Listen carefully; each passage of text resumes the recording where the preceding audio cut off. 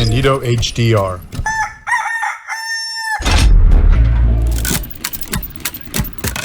In addition to the big three, as many of you guys know, I've been doing weighted chin-ups, but what you haven't seen is my 1 rep max.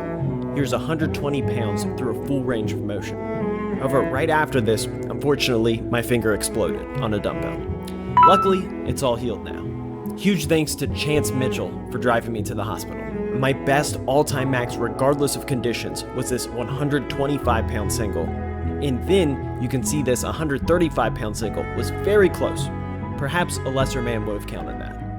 I'm going to have the best chin-upper on the planet on my channel.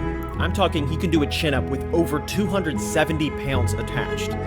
Leave a comment below on any questions you have regarding chin-up training.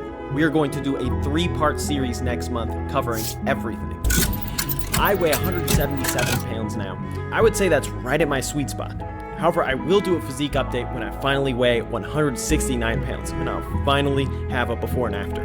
But yeah, the title is true. I'm done focusing on powerlifting. This will and already has opened up more time for me to focus on the creative aspect of this channel and the business side of things. And I also have some interesting goals that I want to hit general strength-wise, like dumbbell curling 55s, which I never have done before in my life. So I've already hit multiple sets with 50s. So it's a great time putting powerlifting first, basically up until 28 years old. But I know I contribute more on the media side of things. You know, doing an interview with someone like Taylor Atwood, for example, would be more important than preparing for a meet. It's important to be real about that. And regardless of your position in life, I think it's important to have a clear exit strategy. But I do have one remaining goal for the platform.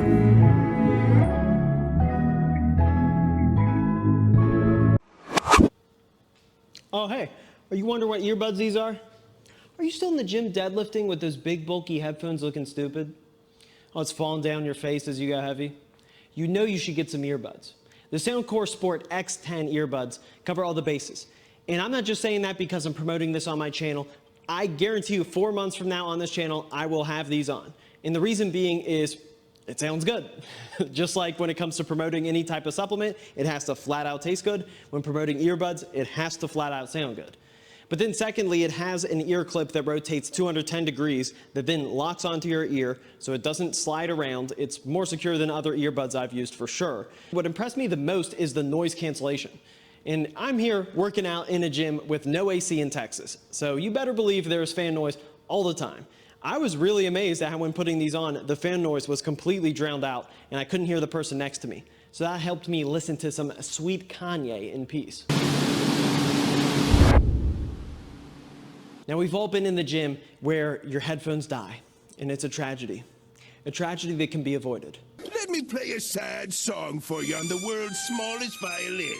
So the battery life here is for 10 minutes of a charge, you get 2 hours. Then a full charge, you get 8 hours of battery life. But then most importantly, it comes with a case that is a charger portable. Then you have 32 hours because it can charge it up multiple times. So basically, there's no situation where it will ever die on you in the gym ever again. And that to me is actually, that may be the X factor. That is a really big deal because we all know how disgusting it is to have to lift to that Justin Bieber gym music. So anyways, without further ado, if you do want to support your boy, link is in the description. Like I said, I'll be using this. And if you're not going to use it, I'm still using it. But I highly suggest you join me and also get some too. But anyways, to get to this juicy title, it is not an exaggeration. I am not going to compete in a full powerlifting meet this year, and I may never set a PR total again. I would actually say I almost certainly will not total more than 1675 in my life. And the first reason is because I'm bored of benching. Who can relate? But no, seriously, I am not bench pressing at all with a barbell. I'm actually doing exclusively dumbbell bench as my main focus. And it's actually really exciting. So I'm going to have a goal really specific. First of all, is to hit as many reps as possible with 100-pound dumbbells. And I want to at least hit 15 reps as my minimum. And then honestly, 20 reps would be a nice bonus. I think that would be a really good goal, but that 15 rep minimum, and then I'm going to absolute failure. So whatever I get after that is bonus, like I said. But after that, my goal is going to be to push as much weight as possible. So I want to be able to dumbbell bench, 120s, 125 plus, and then, who knows where it goes after that? Hopefully something like 140s, 150s.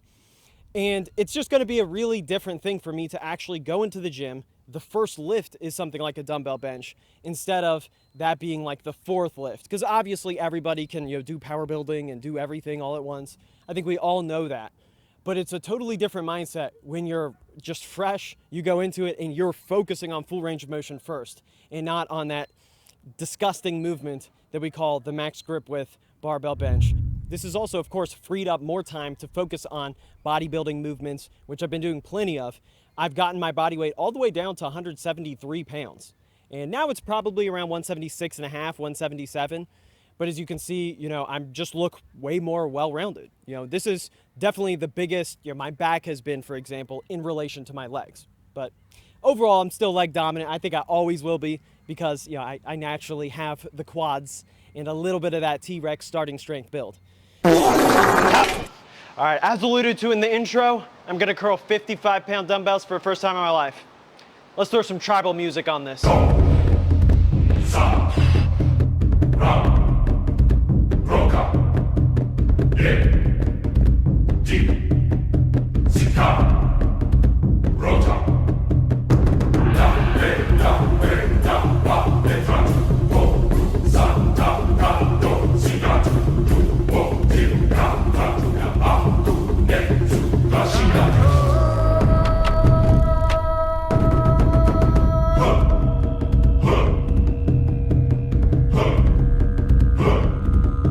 Flawless victory. And before we close out the bench press segment, I want to be clear that I was benching 6 days a week for a couple of years now, and I was 191 pounds. For my lifetime best, I'll just have 395. Well, this is a little bit awkward. But yeah, I've also already bench pressed 2 times body weight, which was one of my major lifetime goals. So the last time I was lighter, I already did that. So there's really no goals left as far as that I really feel like I need to hit. And that's the part that I want to be just very clear on, is that, for example, none of my clients are in a situation that I'm in, where either they're younger than me if they bench press at a high frequency, like under 25 years old, or they're both younger than me, and also someone like Tim Monagatti is the strongest lifter I have, who is the strongest New Zealand lifter. He is someone where if you're going to Worlds and you're younger, then it's like, okay, then I would bench 5 to 6 days a week if I absolutely had to, and that's the setup that he's on. So it all depends on the goals. And for myself, honestly, if I had to bench 6 days a week to add 10 pounds to my max, I would say no, I don't want to. It does not give the marginal return relative to the marginal cost. And as you get older, that marginal cost of your time just matters more and more and more because you have other things that you want to do. So it's just that simple. And what's funny is as I'm saying this, I'm sure a big percentage of my audience will be like, of course. I don't know why so many powerlifters just go until the wheels fall off. And then there'll be another portion of my audience that's, I would say that's more of like kind of my Omar audience. They'll be like, of course, I don't understand why powerlifters push it to such marginal gains. But then the powerlifting side is, culturally it is difficult to say like, look, I'm just not barbell benching. That is something that it made me nervous making this video. And because of that, I knew it was important to talk about this because I am a few years ahead of a lot of people since a lot of the internet wave came, I would say like 1 to 2 years after me, as far as everyone then started getting into the sport, which is a beautiful thing. And I think a lot of people are gonna have to start making that decision as they turn 27, even 26, 27, 28, where you decide like, okay, am I gonna go to my true peak as far as my age is? Or am I going to just make a decision on when I want to emphasize this and maybe pivot to something else purely because of the time in the gym is just not worth it? And for myself, that's the point I'm in. And I joke with my friends all the time that the ideal life of a powerlifter is pushing your junior stage as hard as possible, chase as many records as you can, then get snapped up, burn out, then come back and have your second peak in your late 20s, but then decide to de-emphasize it either in your late 20s or early 30s, and then have kids, have a family, and then come back for your final peak at like 37 to 39. I think that's the ideal life. So I will hit I would say a coefficient PR by my late 30s. I would say almost certainly. But before then, I need some procreation first. And I also want to emphasize that, I talk with a lot of friends of mine where like Sean Noriega, I believe, doesn't want to compete in powerlifting in his 30s. I don't want to misquote him, but I believe he's said that even publicly. I know my friend Ashton, who's one of the greats of all time, he's even talked about maybe wanting to switch over to CrossFit even in his late 20s. So maybe even before you could argue his powerlifting prime. Now I don't know if he wants me to say that publicly, but I already did, so whatever. Before I move on to the deadlift, I want to say this. I've noticed people actually tend to get less views now in meet prep than they have in the past from what I have seen. And that's an interesting thing. I've noticed it with myself. I've noticed it with live streams. I think powerlifting, as far as a performance sport, since COVID has decreased a pretty significant amount. And I've seen people get more views the more they step away and kind of just train in the gym with pound plates and do their own thing. You could say, oh, isn't that always the case that gym lifts and pound plates always get more views? The answer is no.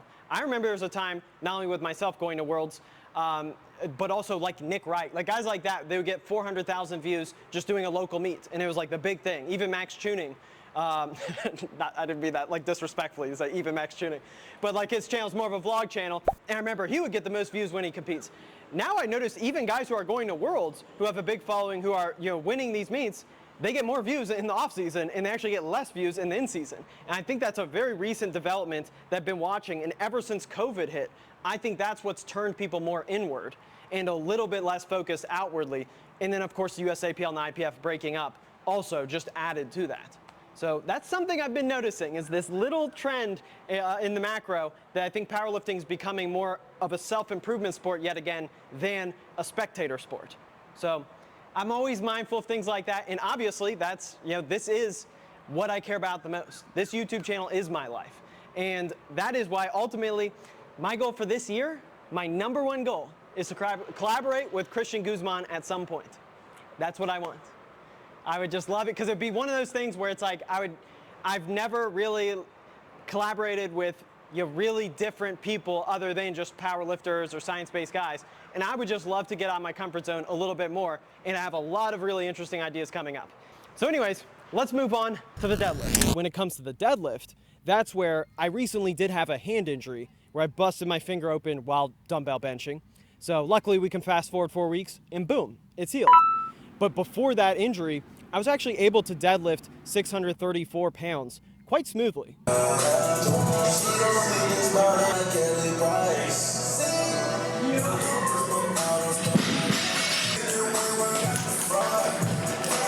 So I was very happy with that, and then I was able to deadlift around 645 pounds, and that was actually right after that 634. So I would say overall my deadlift was around 300 kilograms at 175 right there. That's not prime, but that's getting really in that zone that I need it to be to where I can hit my main goal. So Johnny, what is your main goal on the deadlift for this year? I'm going to be doing deadlift only meets with the goal of deadlifting 4 times body weight. That is my primary goal. I will eventually lift at 165 pounds. And ultimately, I do actually think that I can deadlift 716 pounds.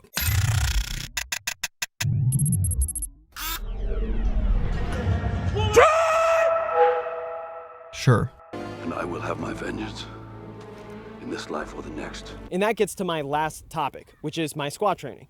Ultimately, this is the most fun part, because what I am doing is completely replacing the low bar squat with the pendulum squat, also the ATG squat, which I'll get to a little bit later here. But here you see on the pendulum squat, it's a full range of motion, not limited by the lower back, I would say, as much as a low bar squat. It's still not completely like a belt squat. This is actually very similar to the reverse hack squat, which is a lift I've loved in the past, because I actually find that it's more comfortable to have some axial loading pushing down on me. I actually find I get less lower back discomfort from that. Whereas actually on a belt squat, I do get some discomfort from that pulling on the hips, and it kind of stretches my lower back too much. I don't like it to be relaxed. I do like to be tense and have that, like I said, that axial loading with just not as much shear stress. Now that being said, I do need to figure out the range of motion on this. Actually, I did have it figured out where if I have those bumpers on the ground, then that enables me to set the machine to where I can hit below parallel. Just on some sets, I accidentally didn't set that correctly.